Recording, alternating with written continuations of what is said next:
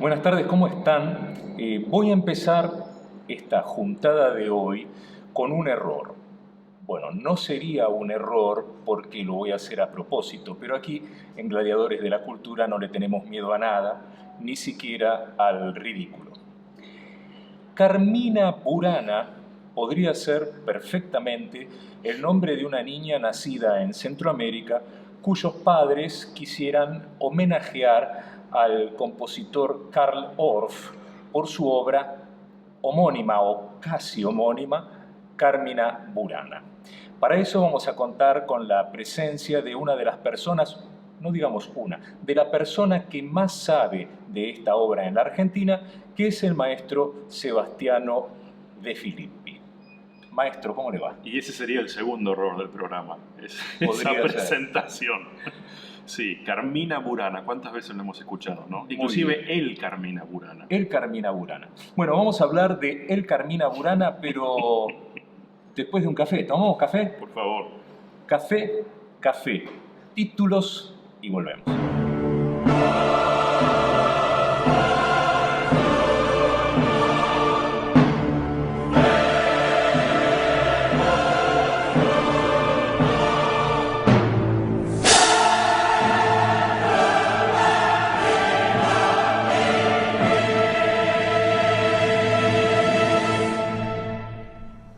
Maestro De Filippi, ¿cómo le va?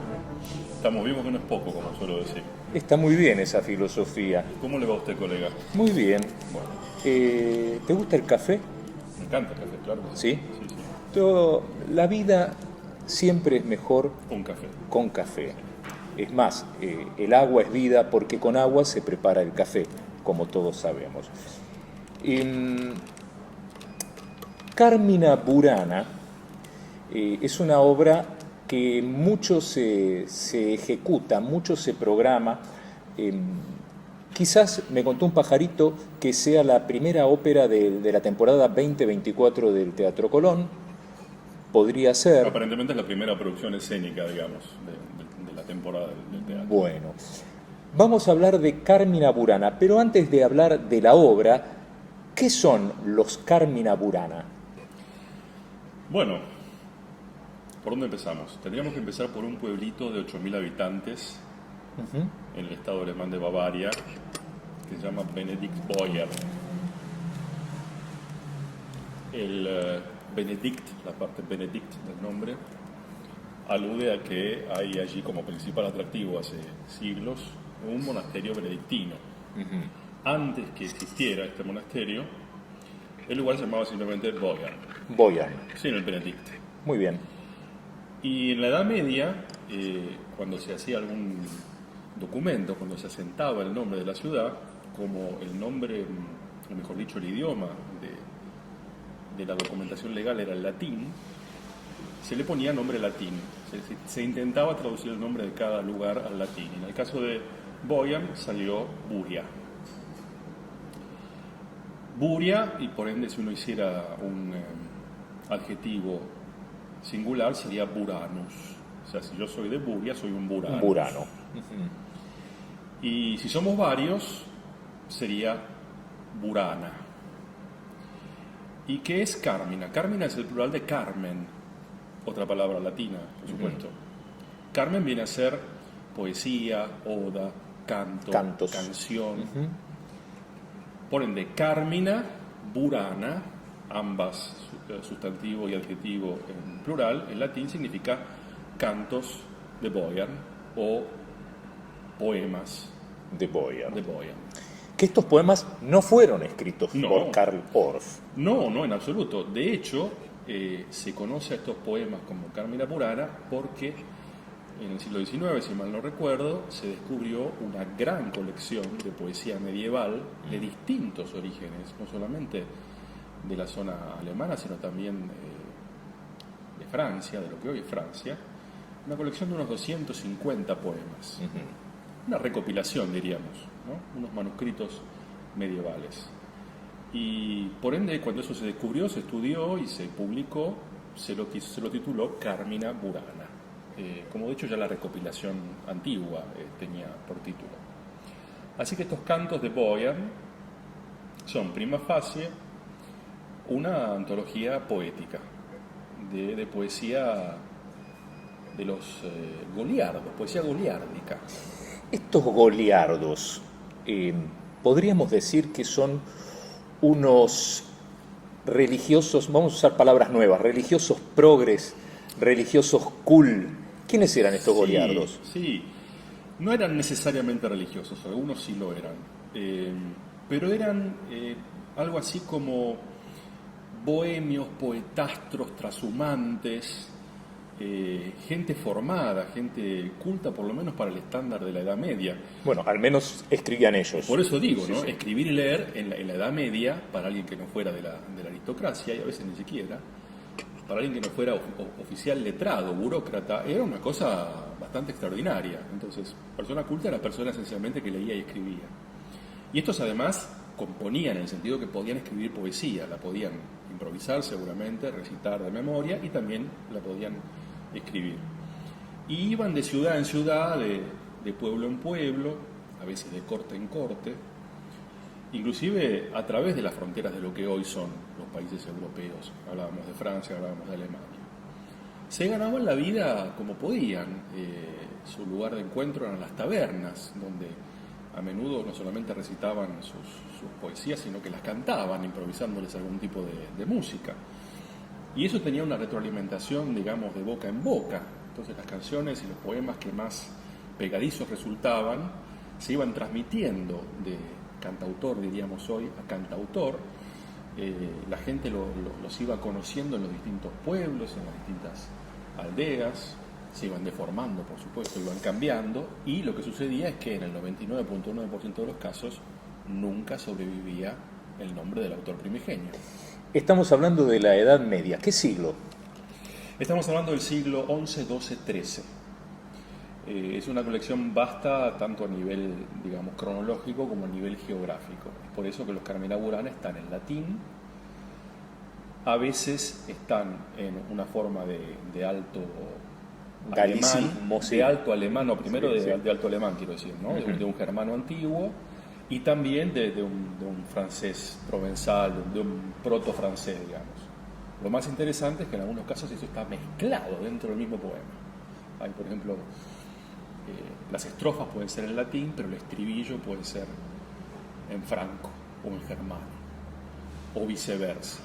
Y eso le da, es una especie de marca de fábrica que le da ese aroma transhumante que uno nota aunque no conozca la historia. Bien, ya sabemos qué son los Carmina Burana. Vamos a hablar ahora de Carmina Burana, la obra de Karl Orff, este hombre que la publicó en 1937, pleno régimen nazi. Así es. De hecho, todavía hoy a Orff se le cuelga el San Benito.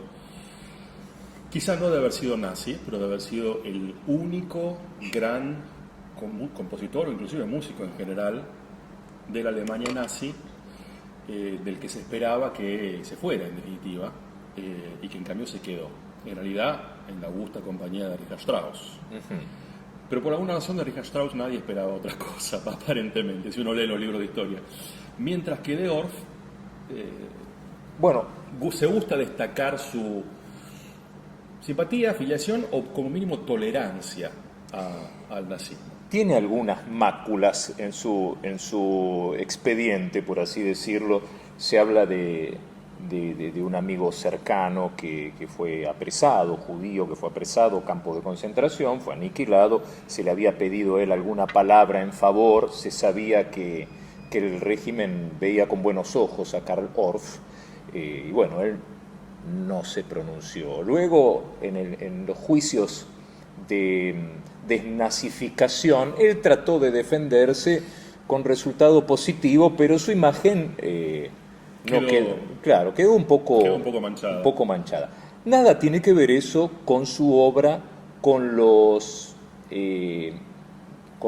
beneficios culturales. Nos ha acercado él a nosotros, por lo menos, estos Carmina Burana, que de otra manera no sé si hubieran sido tan famosos. Pero sabes que yo te matizaría esa afirmación, porque se puede decir que Carmina Burana de Orff es una obra que puede ser percibida de tu figlio nazi.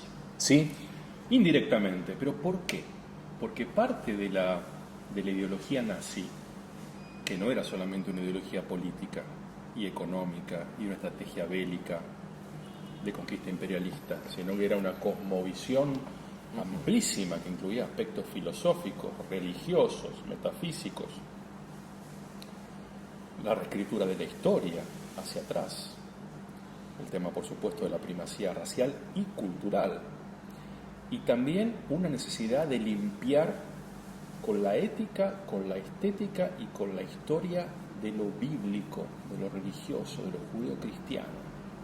Entonces, una obra como la de Orff, primero con un lenguaje musical que por entonces era un tanto rupturista, o sea que no se remitía a la típica música, entre comillas, clásica y menos que menos sacra. Pero además esos textos que no ensalzan de ninguna manera la ética, la moral y las buenas costumbres del judeo-cristianismo, sino todo lo contrario. Entonces hay todo un aire no solamente no religioso, sino hasta pagano por momentos, que explica también por qué esos textos, por qué esa obra y por qué ese timing y por qué ese éxito y por qué fue bien vista por el régimen, sin perjuicio de sus valores objetivos que son indiscutibles. Sí. No en vano pasó casi un siglo y todos los meses en algún rincón del planeta se hace Carmina Burana. Yo creo que todas las semanas. Todas las semanas probablemente. Sí, probablemente. Pero eso no quita que también se le pueda buscar ese matiz del zeitgeist, del clima de época, en la propia obra de Orff. Para reflexionar, Fortuna Imperatrix Mundi. Sí. Empieza y termina Claro. con esta frase, como que la fortuna, la suerte, domina o regentea al mundo. ¿Por qué? ¿Te pusiste a pensar? Sí, claro, ahí hay que decir como mínimo dos cosas. Primero, no es solamente la frase, sino el poema y la pieza musical. Entonces, esto es interesante e importante porque, al margen de que es la pieza musical más famosa de toda la obra, Creo que no hay película donde no esté. la hemos escuchado en todas las películas, en todas las miniseries, en todos los programas de radio, en todas las obras teatrales, en todas las manifestaciones artísticas callejeras que uno se puede imaginar, ¿no? Muchas veces la gente dice, ¿qué es esto? Que lo conozco de memoria Claro. e ignoro de dónde viene. Sí. No es del Señor de los Anillos, es Bueno, de Karpov. por caso. Claro. Entonces, lo primero que hay que decir es que ese número es el único que se repite entero en la obra, es el primero y es el último. De forma tal que la pieza se abre y se cierra con la misma música y con la misma poesía, lo cual le da a la obra un carácter, si se quiere, cíclico o casi cíclico. O sea, yo abro con esto, pasan una serie de cosas en el medio y cierro con lo mismo. Eso es muy astuto, ¿no? Por supuesto que fue utilizado por muchísimos compositores en muchísimos géneros y en muchísimas épocas, porque psicológicamente le da una enorme satisfacción al espectador. El espectador siente que partió de un lugar que además lo atrapó, hizo un recorrido y cierra volviendo de alguna forma a ese lugar que igualmente no es el mismo lugar, porque como el famoso río de los filósofos presocráticos, uno se baña dos veces en el mismo río, que es el mismo río, pero no es el mismo río, claro. Pues eso desde el punto de vista musical y estructural. Y en cuanto a la poesía y a la frase, es seguramente el leitmotiv tanto de los Carmina Burana, en tanto poemas, como de Carmina Burana de Orff, en el sentido que no hay un orden macrocósmico, menos que menos un Dios providente. Entonces somos todos sujetos a los vaivenes del destino, de la diosa vendada. Diosa vendada en el sentido no de justicia, sino de fortuna. Fortuna en el sentido de suerte y mala suerte.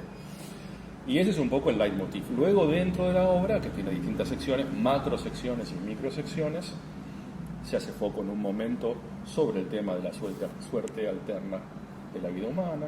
En otro momento se hace foco en la parte más goliárdica, justamente el beber, el comer, los excesos.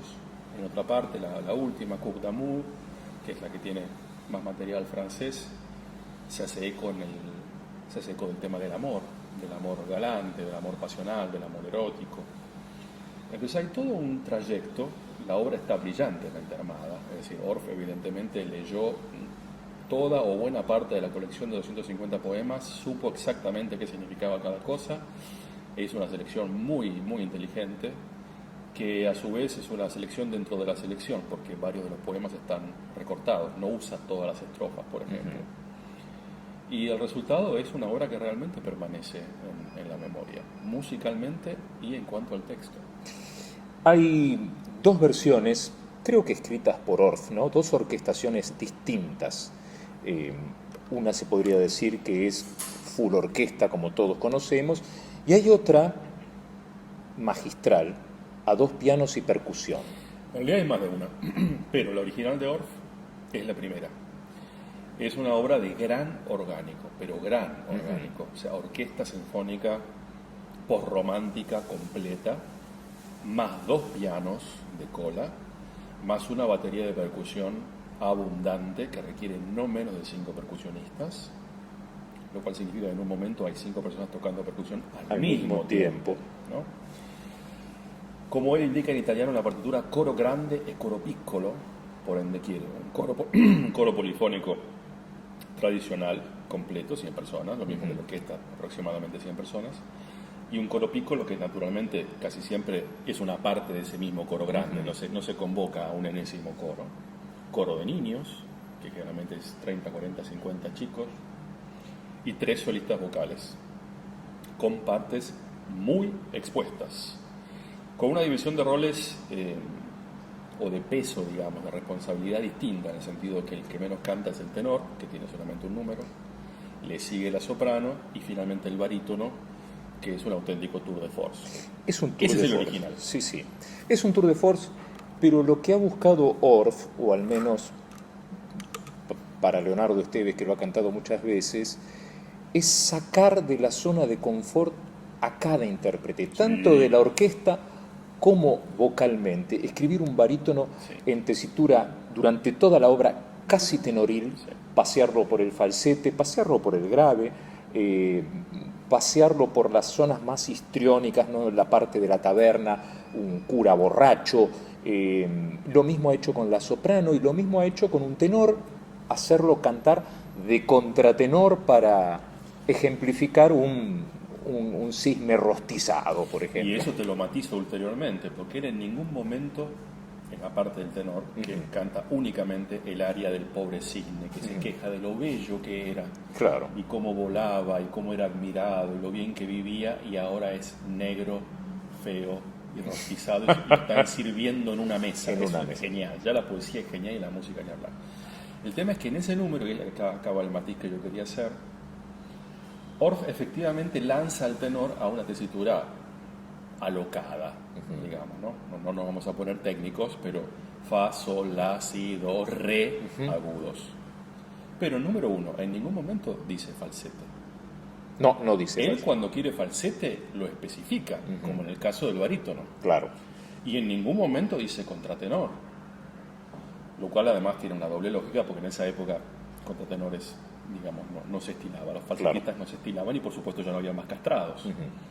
Entonces, uno colige que prima facie, lo que Orff imaginaba era un tenor que me van a disculpar el término bien, se bancaba, desgañetándose, se bancaba cantar con la voz genuina de tenor, de hombre, apoyada y timbrada, si, do, re. Do, re, como los alaridos de alguien que lo están rostizando seguramente. Exacto, exacto. Sin perjuicio de que también funciona cuando el tenor canta, digamos, normalmente y a partir de ahí falsetea, también funciona. Y también funciona con contratenor, porque en definitiva lo que se busca es un efecto grotesco, extremo. Muy logrado. Muy logrado. Yo personalmente creo que no hay mejor, pese a que las tres cosas funcionan, no hay nada mejor que un tenor que así sea gritando feo.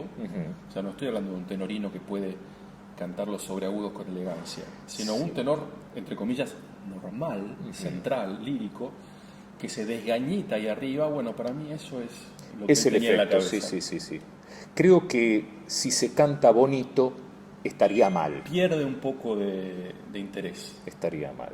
A ver, la cuota de rareza se siente igual, porque escuchar cantar una voz masculina en esa tesitura es raro en cualquier caso. pero indudablemente es todavía más extremo cuando el tenor se está desgañitando.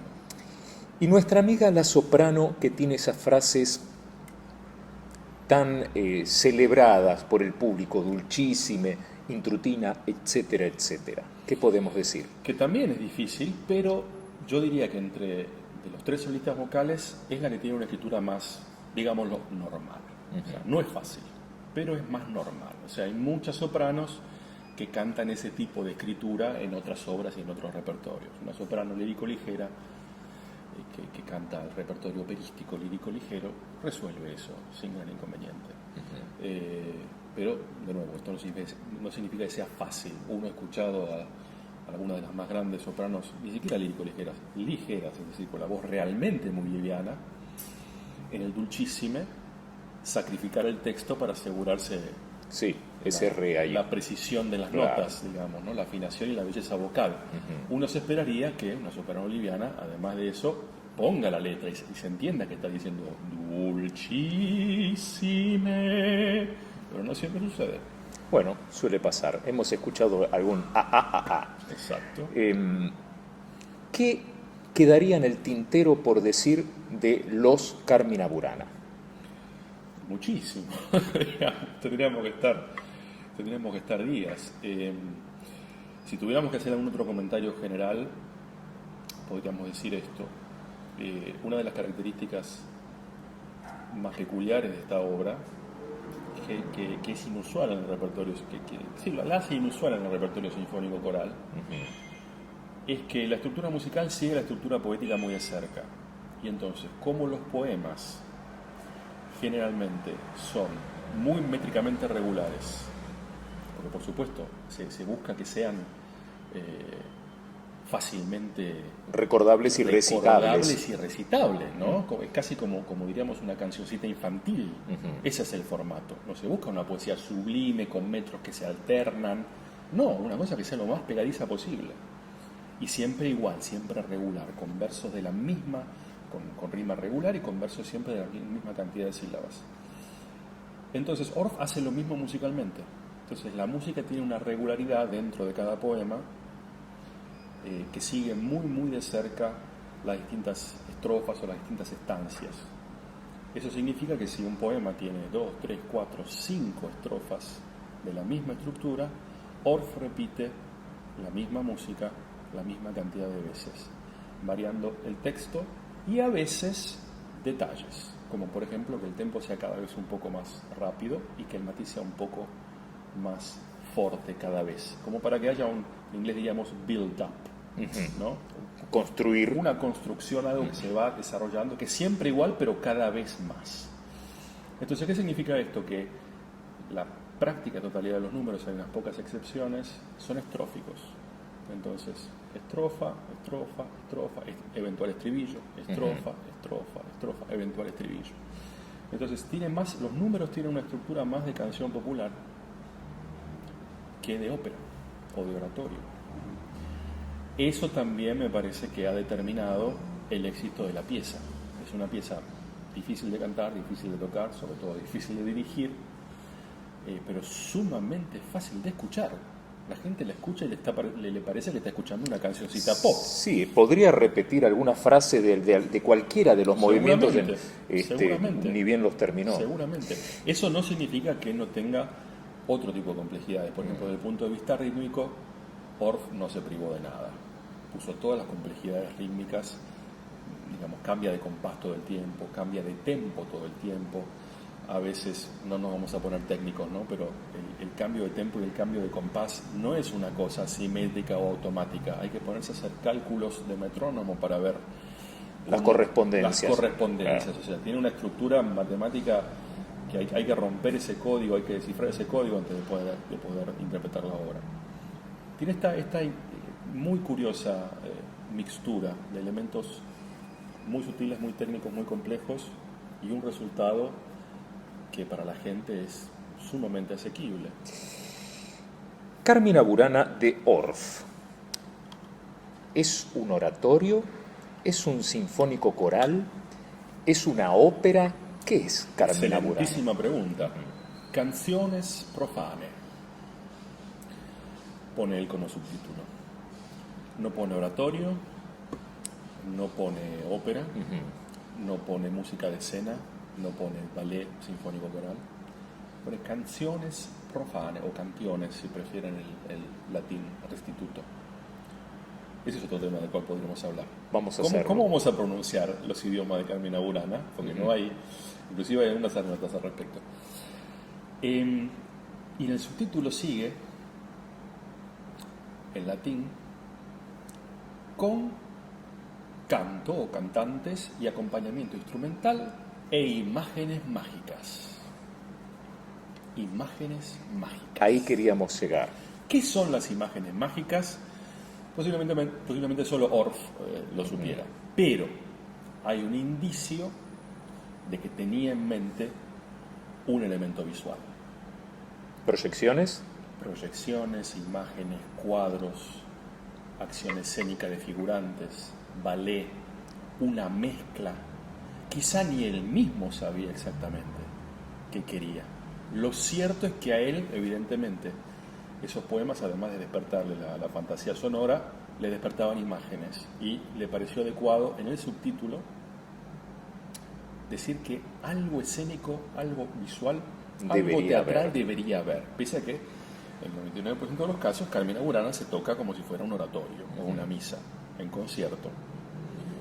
Es muy interesante ese detalle, muy interesante, porque con todo el digamos, background, con todo el contexto goliárdico que estamos hablando, a uno se le disparan rápidamente ideas escénicas de muy distintos géneros cuando escucha esta música y ve y lee estos poemas. Así es que han existido películas de Carmina Burana, como la de Jean-Pierre Ponel, la más famosa de todas. Sí, que aconsejo que la vean.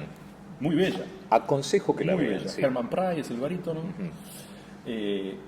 Hubo versiones, diríamos, multimedia. Por ejemplo, hubo un concierto en Florencia que dirigió Zubin-Mehta, y cuando lo transmitieron por televisión, lo transformaron en una semipelícula, alternando imágenes del concierto con imágenes del ensayo en blanco y negro, con imágenes escénicas filmadas en otras locaciones. Maravilloso. O sea, un producto que no se podría hacer como tal en un teatro, pero sí se podría hacer como producto televisivo.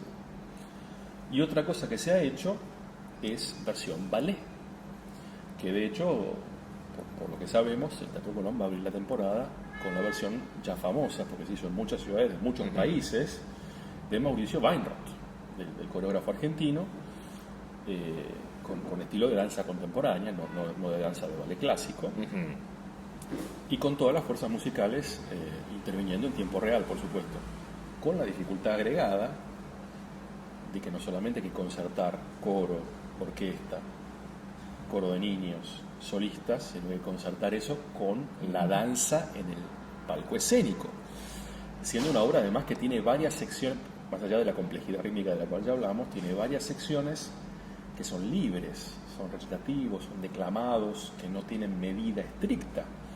Entonces uno se pregunta, yo por lo menos me pregunto porque nunca vi el espectáculo, ¿no? El espectáculo de Weinroth. ¿Cómo se casaría eso, ¿no? Esa libertad musical quizás se casa con cierta libertad improvisatoria de los bailarines en escena. ¿Quién lo sabe? Será cuestión de verlo. Sí, habrá que irlo a ver.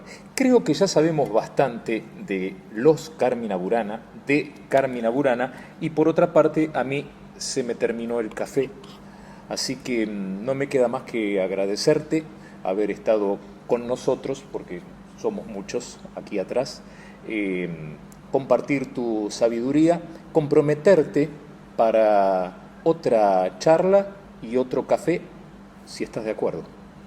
Queda para la próxima el tema de los idiomas en Carmina Burana. Y nosotros, los gladiadores de la cultura, nos vamos a ver en otro encuentro, tal vez buscando y encontrando la arete. Chao, hasta luego. Otro café.